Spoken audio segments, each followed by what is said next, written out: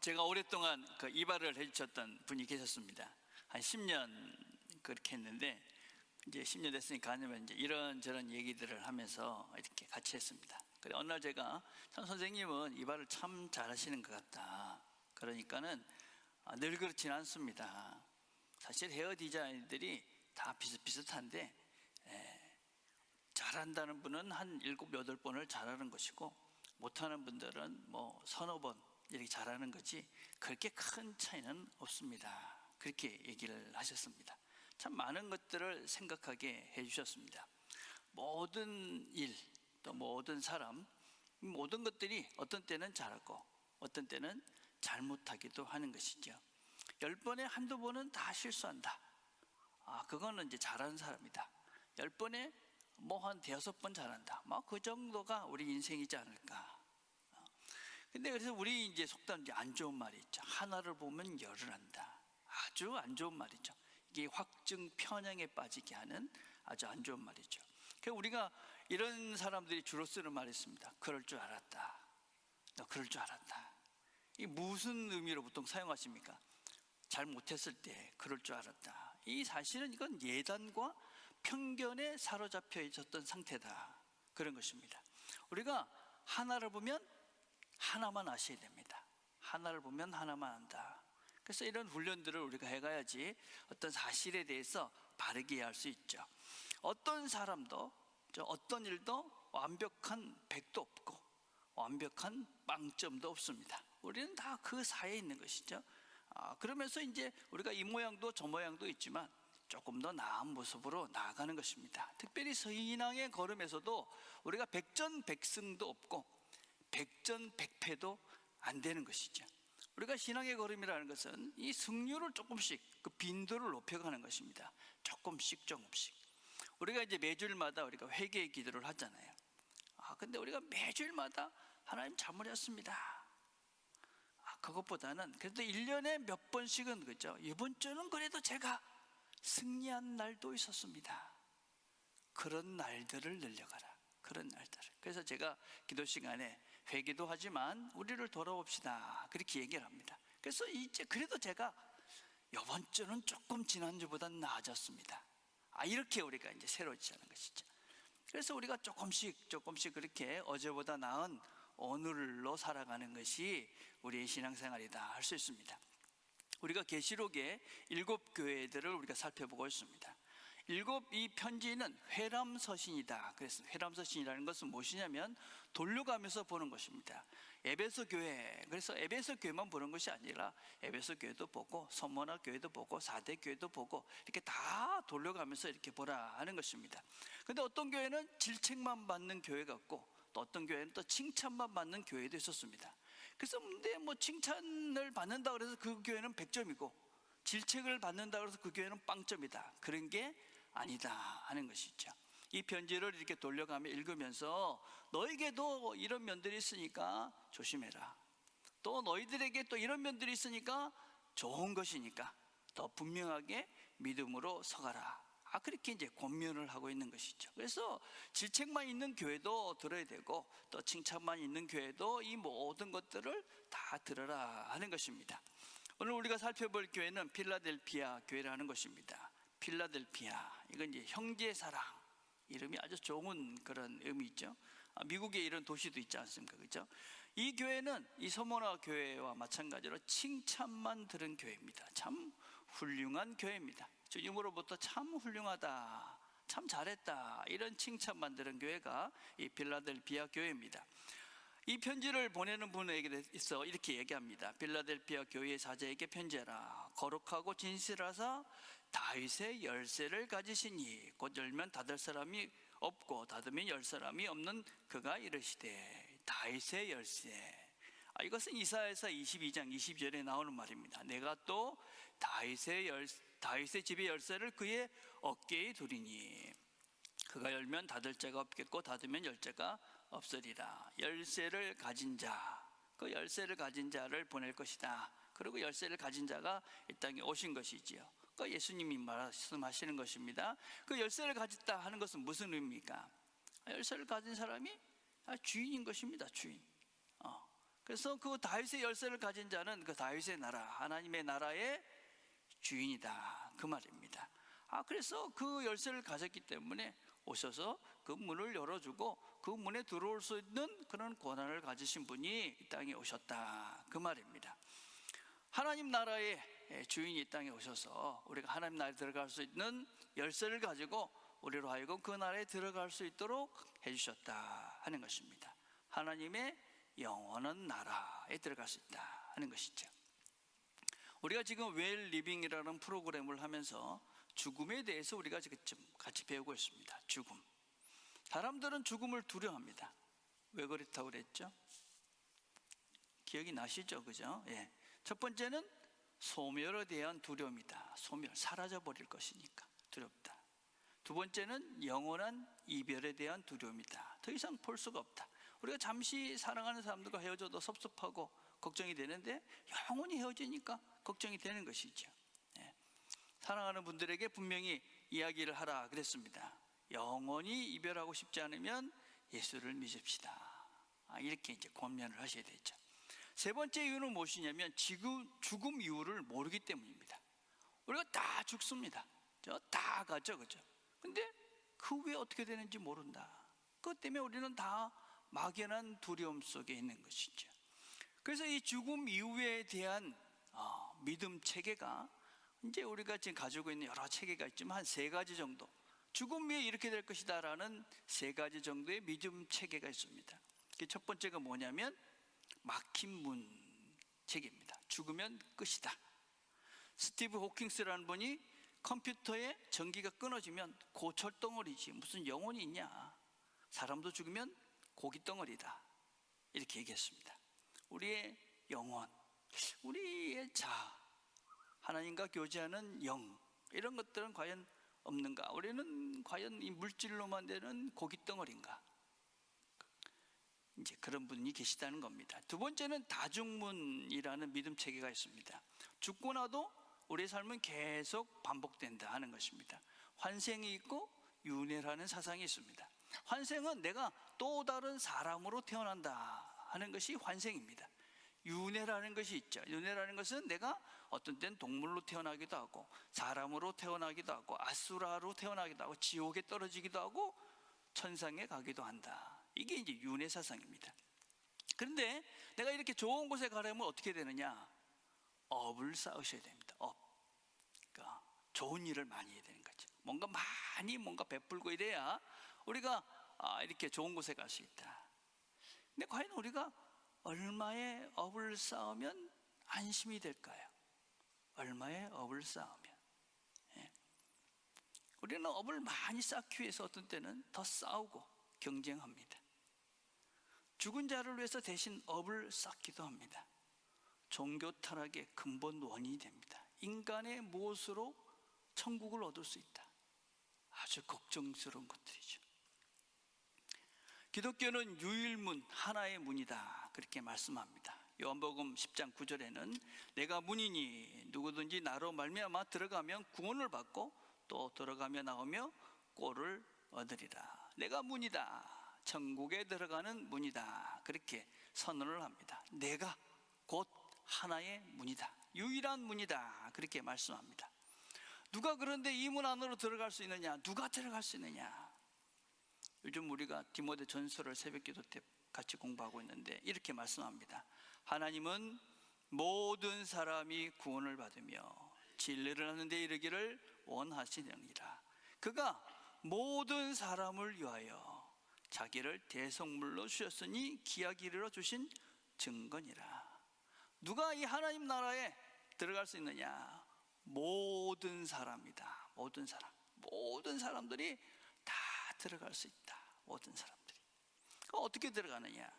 에베소 1장 7절에 이렇게 말합니다. 우리는 그리스도 안에서 그의 은혜의 풍성함을 따라 그의 피로 말미암아 속량 곧 죄사함을 받았느니라. 은혜로 간다. 은혜로. 하나님이 그냥 은혜를 베풀어 주셔가지고 그냥 우리가 다 하나님 나라에, 예수를 통해서 그 나라에 들어갈 수 있도록 해주셨다. 우리는 그렇게 하나님의 자녀가 될 수 있다 하는 것입니다. 우리가 하나님을 아는 것과 우리를 아는 것이 대단히 중요합니다. 여러분, 하나님이 어떤 분인지 우리가 이제 이 잘못된, 또 어려서부터 이 잘못된 이런 하나님에 대해서 우리가 배울 때 우리가 늘 좀 잘못된 하나님의 이미지는 뭔가 징계하고 벌을 주시고 무섭고 심판하고 우리를 정죄하는 것 같은 그런 하나님의 이미지가 많죠. 근데 그런 하나님은 아니죠. 여러분, 나중에 주보를 한번 잘 보십시오. 잘 읽어보시면 거기 예수님께서 마지막 시간에 제자들의 발을 씻겨주는 장면이 나옵니다. 왜 예수님께서 그 마지막 시간에, 특별히 요한이라는 사도가 예수님이 죽고 난 다음에 한 90년 전에 그 복음서를 기록했는데, 다른 복음서에서는 없던 이 이야기를 그렇게 길게 기록을 했을까?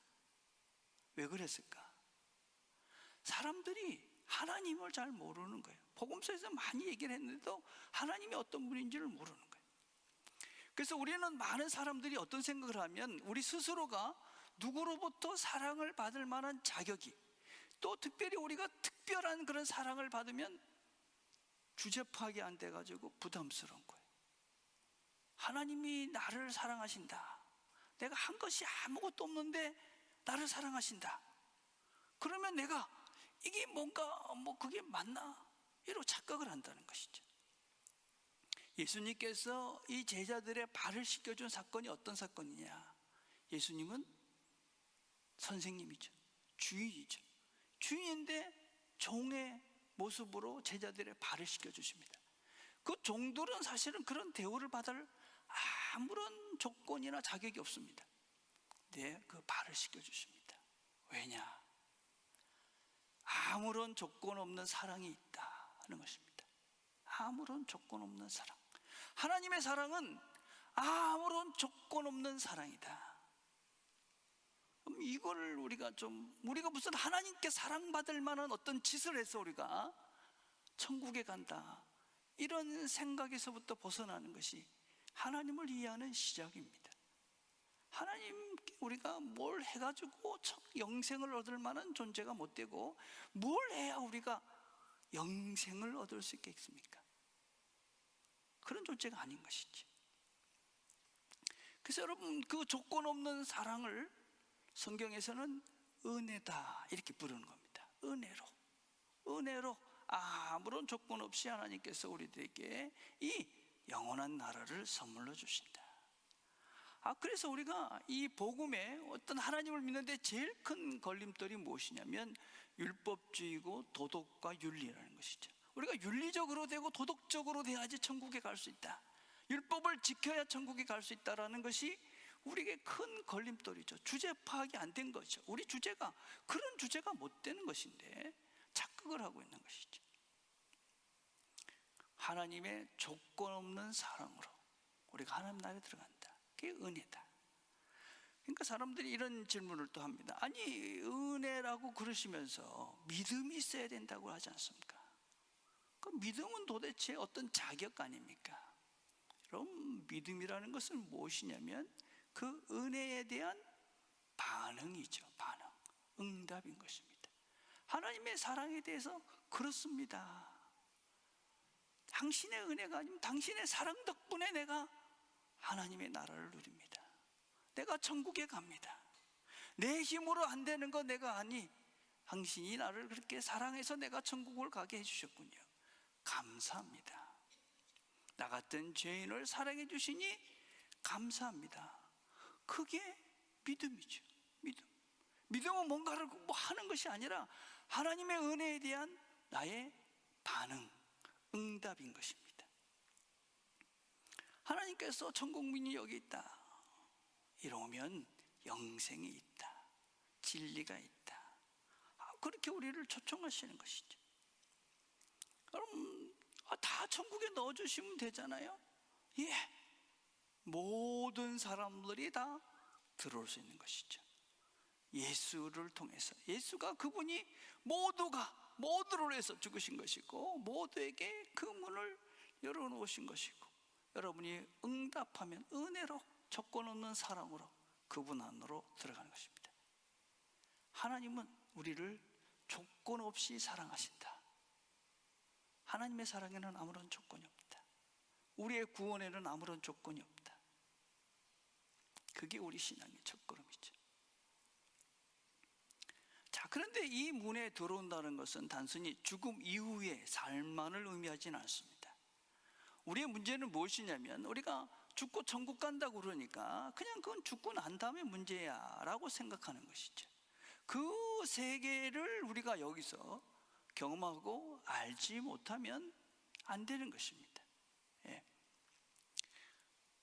요한복음 10장 9절에 이렇게 말합니다. 내가 문이니 누구든지 나로 말미암아 들어가면 구원을 받고 또한 들어가며 나오며 꼴을 얻으리라. 도둑이 오는 것은 도둑질하고 죽이고 멸망시키려는 뿐이요 내가 온 것은 양으로 생명을 얻게 하고 더 풍성히 얻게 하려는 것이라.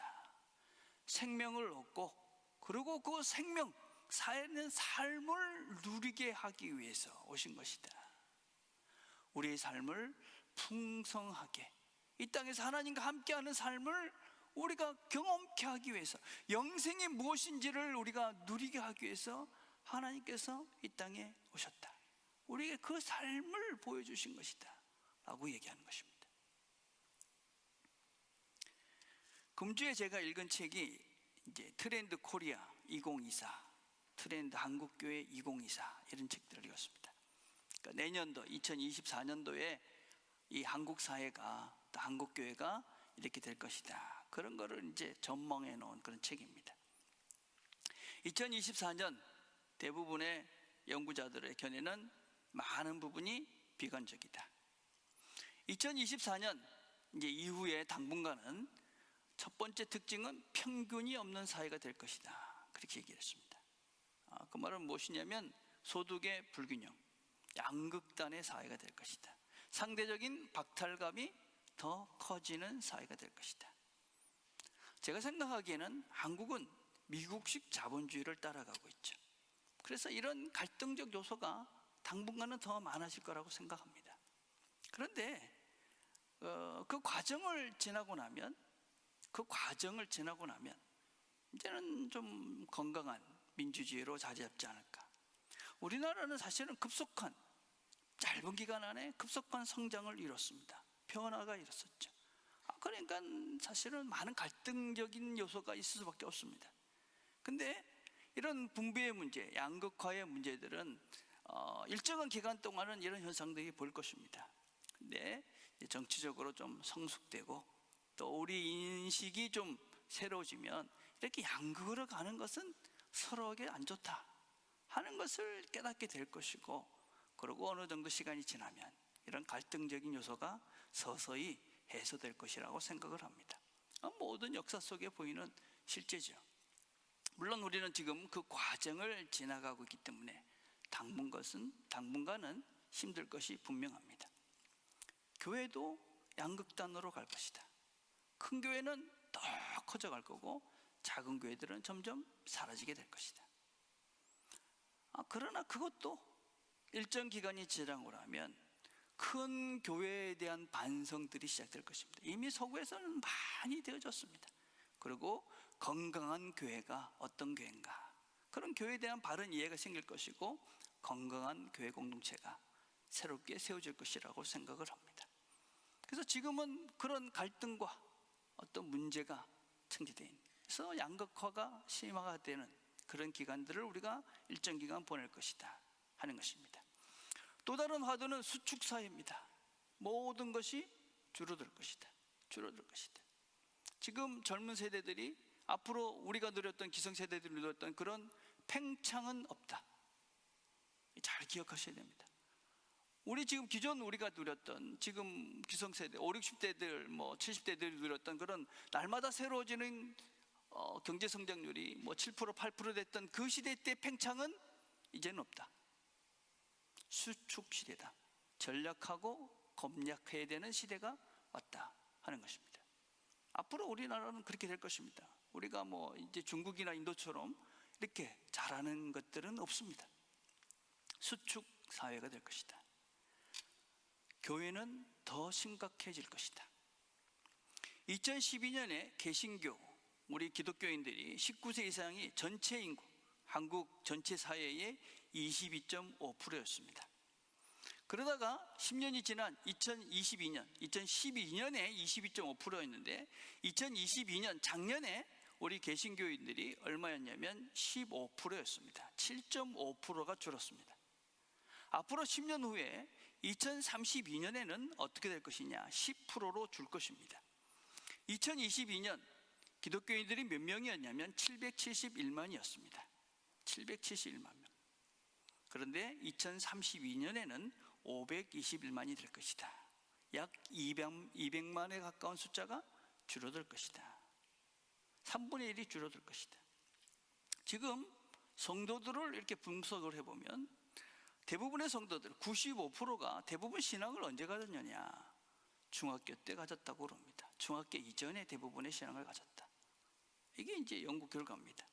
지금 주일학교를 분석을 해보면 그 숫자가 거의 정확하게 나오는 것입니다. 10년 되시면 이제 돌아가시는 분들은 많이 생기고, 그 다음에 젊은 세대들은 급속하게 줄어들죠. 교회는 분명히 모이는 수가 줄어들 것입니다. 그래서 우리가 열심히 전도하자, 이런저런 방법들을 생각합니다. 여러분, 새를 모으려면 어떻게 될까요? 새를 잡겠다고 어떤 잠자리채를 쓸까? 어떤 미끼를 써야 하나? 어떤 장소를 갈 것인가? 전도지를 만들고 노방 전도를 하자, 전도 축제를 하자, 뭐 이런 것들이 부분적으로 필요한 것이 있을지 모릅니다. 그러나 근본을 해결해야 됩니다. 근본이 뭘까요? 나무를 심어야 됩니다. 나무를 심어야 됩니다. 예.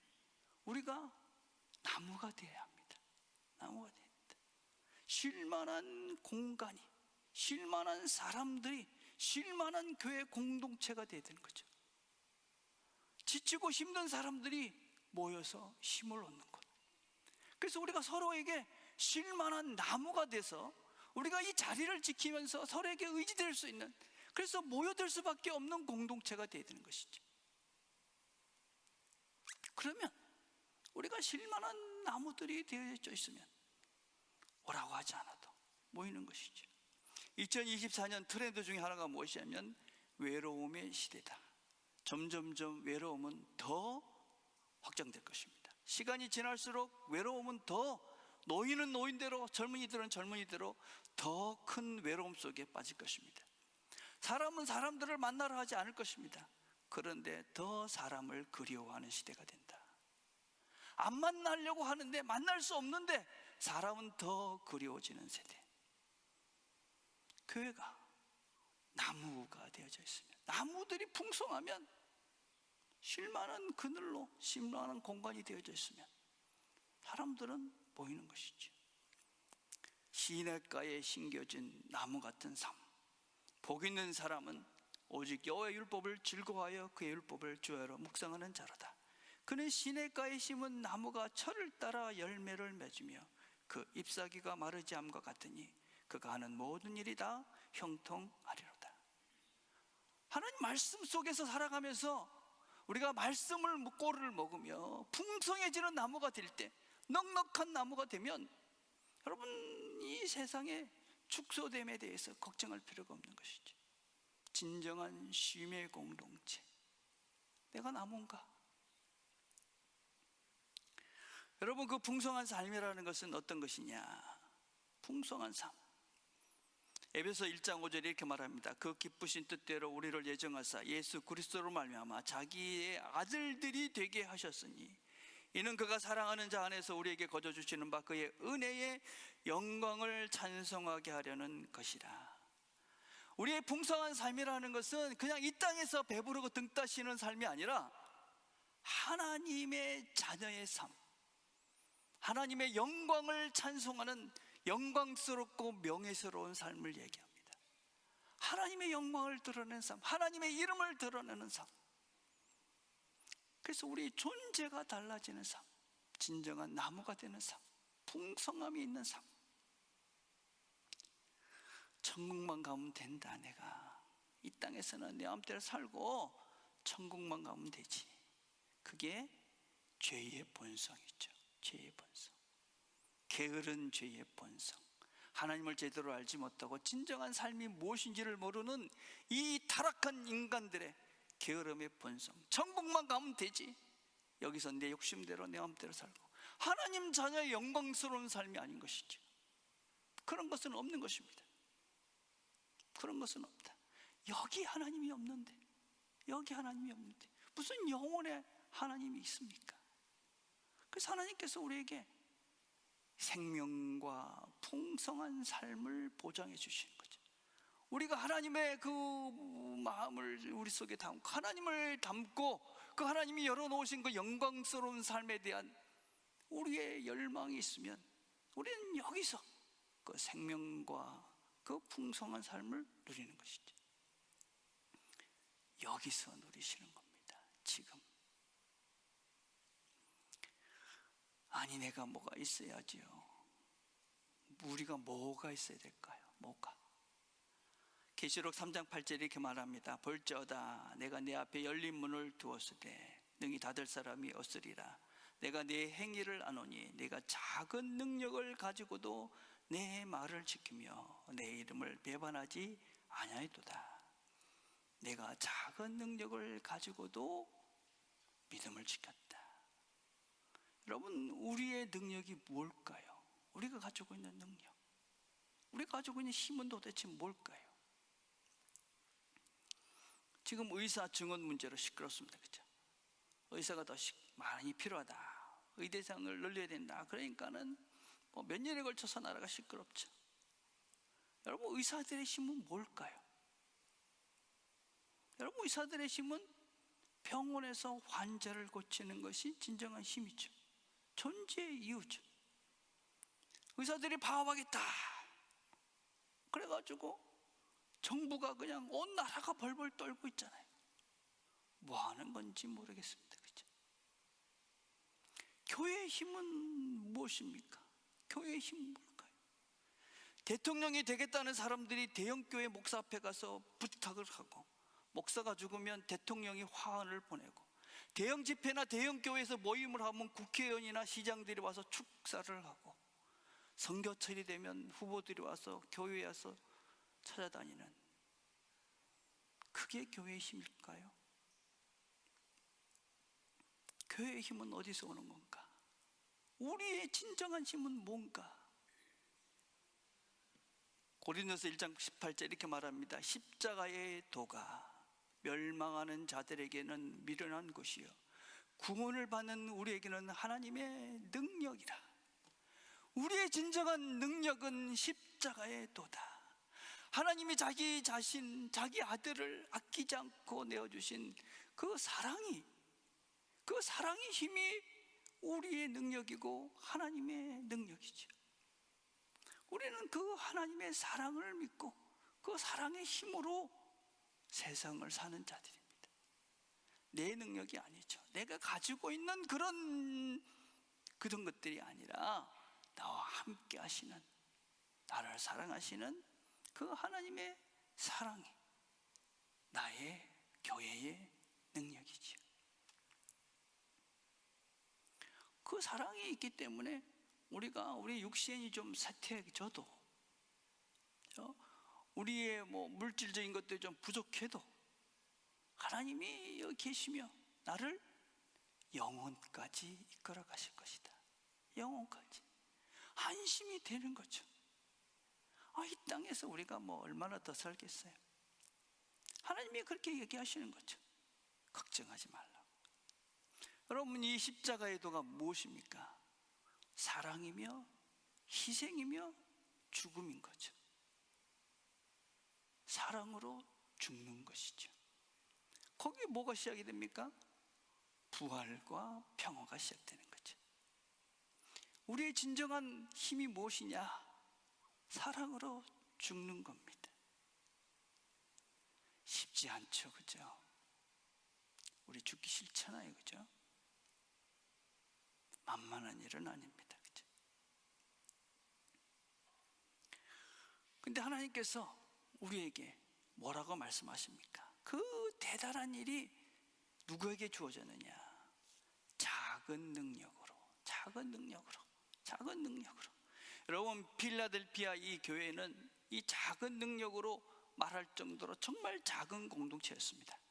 그 당시에 이 필라델피아 교회라는 것은 100명이 안 되는 정말 소규모의 교회였다고 그럽니다. 근데 그 당시에 이 교회를 핍박하는 그 유대 공동체는 수천이 되었습니다. 수천이 있는 그 유대인들이 지금 몇십 명밖에 안 되는 이 교인들을 박해하는 것입니다. 그러나 하나님께서 뭐라고 말씀하십니까? 보라, 사탄의 회당 곧 자칭 유대인이라 하나 그렇지 아니하고 거짓말하는 자 중에 몇을 내게 주어 그들로 와서 내 발 앞에 절하게 하고 내가 너를 사랑하는 줄을 알게 하리라. 내 발 앞에 무릎을 꿇게 하고 내가 너를 사랑하는 줄을, 하나님이 우리를 사랑하는 줄을 이 많은 힘이 있어 보이는 그들이 무릎을 꿇게 하는 것들을 우리가 보게 할 것이다. 누가 참된 지혜자며 승리자느냐? 기록된 바 내가 지혜 있는 자들의 지혜를 멸하고 총명한 자들의 총명을 폐하리라. 지혜 있는 자가 어디 있느냐? 선비가 어디 있느냐? 이 세대의 변론자가 어디 있느냐? 하나님께서 이 세상의 지혜를 미련하게 하신 것이 아니냐? 진정한 지혜와 진정한 힘이 무엇이냐?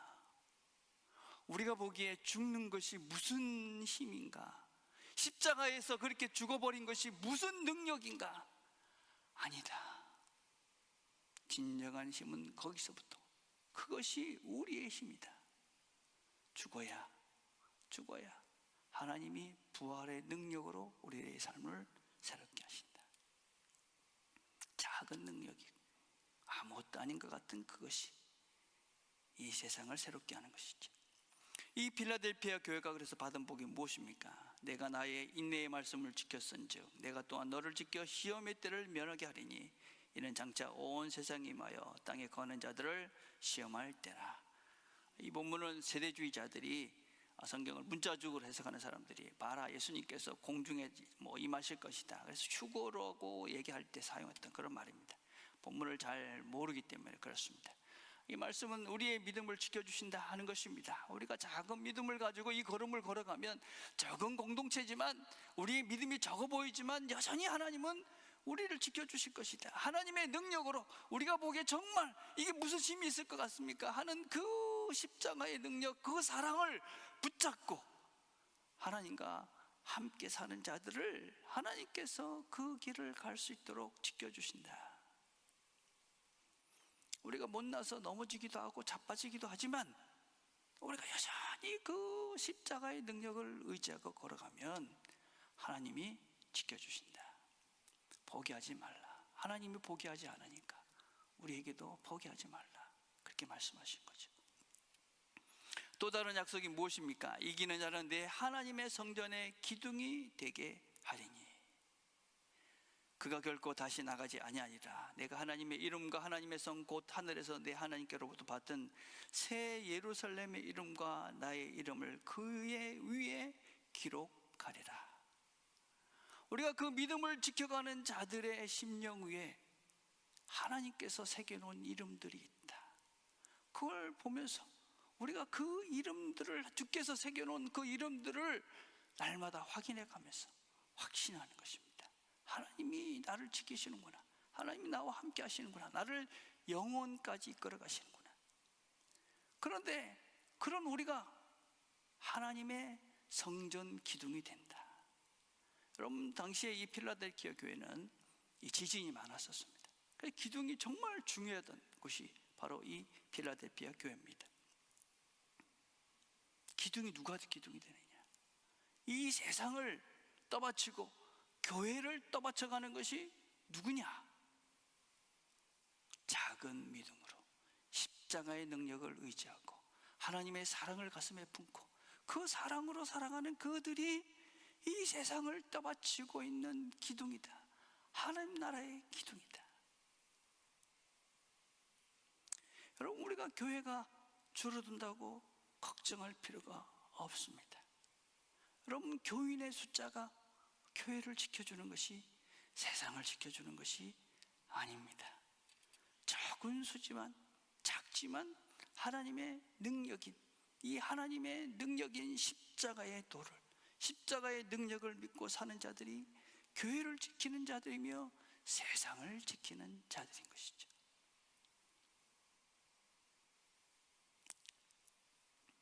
하나님께서 우리에게 주시기를 기대하시는 이 복을 누리며 살아가시는 저와 여러분이 되시기를 주님의 이름으로 축복을 드립니다.